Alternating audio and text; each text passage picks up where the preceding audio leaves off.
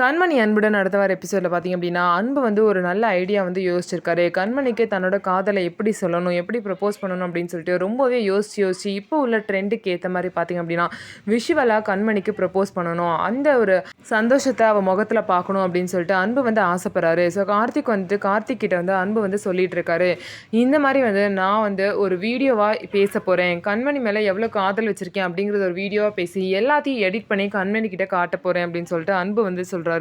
Super ஐடியாவா இருக்குண்ணே. இந்த மாரி ஐடியாலாம் யாருமே யோசிச்சுக்க மாட்டாங்க. இவ்ளோ எஃபோர்ட் போட்டு நீ அண்ணிக்காக செய்ற. கண்டிப்பா அண்ணி வந்து இதில சர்ப்ரைஸ் ஆக தான் போறாங்க அப்படின்னு சொல்லிட்டு கார்த்திக்கும் சொல்லுவாரு. ஸோ அன்பு பார்த்தீங்க அப்படின்னா, தன்னோட காதல சொல்றதுக்காக இவ்ளோ தூரம் போராடி, கண்மணிக்காக அவ்ளோ தூரம் யோசிச்சு செய்றாரு. ஆனா அந்த வெண்ணிலா இவங்க 2 பேரையும் பிரிக்கணும்னே பிளான் பண்றாங்க. கண்மணி கிட்ட தப்பு தப்பா அன்ப பத்தி சொல்லி, இந்த மாரி கண்மணிய விட்டு அன்பு விலகணும் அப்படிங்கிற மாரியே வெண்ணிலா வந்து பண்றாங்க.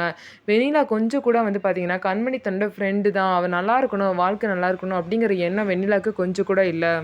ஸோ கண்மணி வந்து எப்போ வெண்ணிலாவோட ட்ரூ கலரை புரிஞ்சுக்கிட்டு அவங்க கிட்ட இருந்து விலகி இருக்காங்களோ அப்போ தான் அவங்களும் அன்பும் வந்து சேர்ந்து நிம்மதியாக வாழ முடியும். ஸோ இதுக்கப்புறம் என்ன நடக்க போகுது அப்படின்னு சொல்லிட்டு நம்ம வெயிட் பண்ணி பார்க்கலாம்.